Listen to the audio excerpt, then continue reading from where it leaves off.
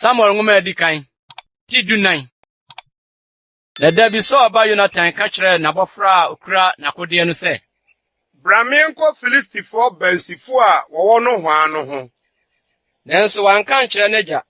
Na Saul tigibia krutia. Atodua ewo Migron ase. Na dom na wane no ho no beye merema ahensia.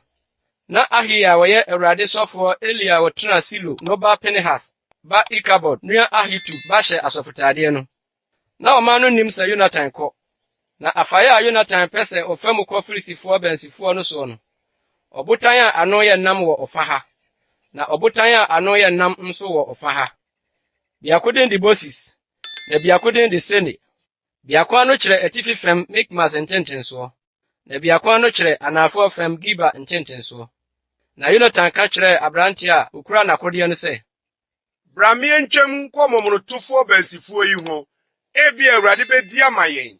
Na biribiara nsi Awurade kwan so ode ade bebre ana keto abegye nkwa.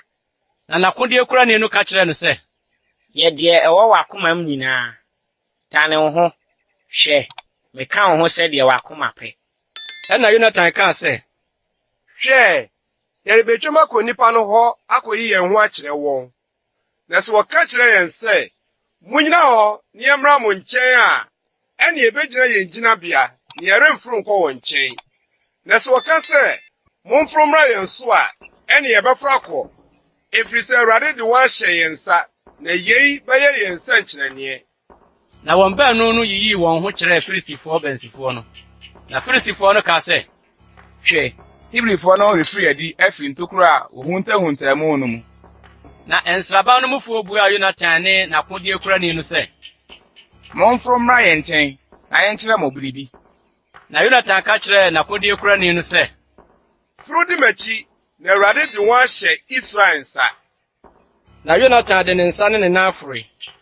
Na nakode kura ne no di nachi. Na watoto Jonathan anim. Na nakode kura ne no kunkum di nachi.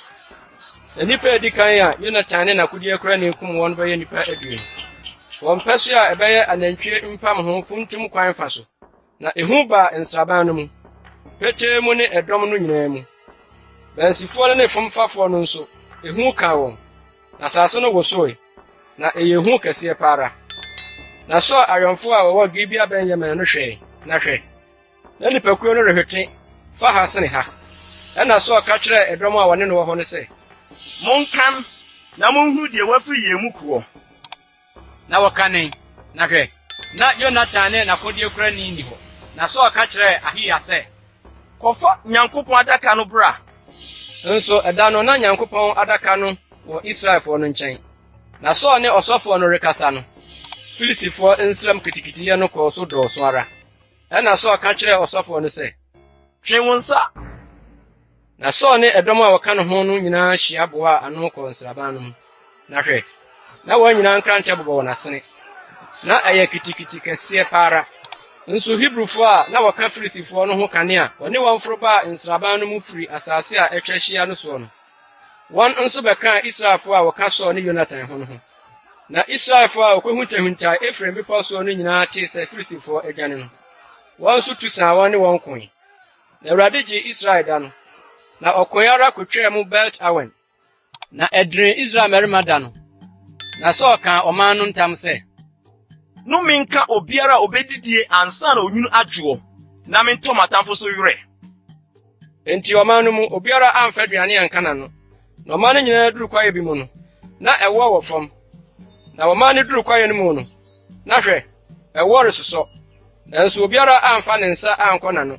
Efiri se oman no suro ntam no. Nso Jonathan de na jareka oman no ntam no. Wanti. Na wode puma na okura no ano ka ewo no bi. Na ode ne nsa ko na no. Na nani so tete no. Na nkrofo no mu ba ko ka se. Waja ka dom no ntam se. No minka obiara obedidi ne. Nso na nkrofo no retopiti. Na Jonathan ka se. Meja ha asasi. Monhwe se meka ewo yi kakra me hwe yi. Bani so atete me. Na sanka edom di watanfo asade a wonya enu bie. Enti nso na Filistifo kum no ayekese no. Na wokum Filistifo no da no firi Mikmas koduru Ayalon.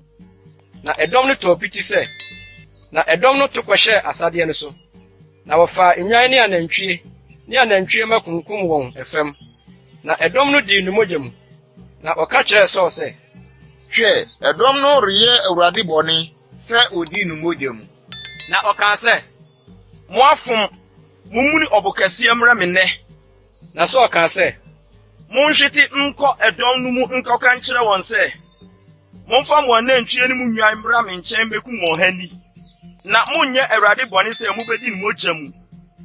na ɛdɔm no nyinaa kurokura wɔn anantwie ba anadwo no bekunkum wɔn hɔ na Saul si afɔrebɔkyia ma Awurade ɛno ne afɔrebɔkyia a edi kan a osi ma Awurade na Saul ka sɛ momma yɛnsane nkɔti Filistifoɔ no anadwo yi na yɛmfom wɔn fa nkɔduru anɔpa na yɛnya wɔ mu nipa baako na wɔka sɛ deɛ ɛyɛ wɔde soɔ nyinaa yɔ na ɔsɔfoɔ no ka sɛ momma yɛntwe mpere Onyankopɔn wɔ ha na Saul bisaa Onyankopɔn sɛ minsane minti Filistifoɔ no anaa wode wɔn bɛhyɛ Israel nsa anaa na wammua no da no ɛna Saul kaa sɛ mo ɛdɔm mu atitire nyinaa montwe mpini ha na monhwɛ nhunu adekodi a enti bɔne yi aba nnɛ na sɛ Awurade a ɔgye Israel te ase yi sɛ ɛwɔ me ba Yonatan mpo so a wuo na obewuo.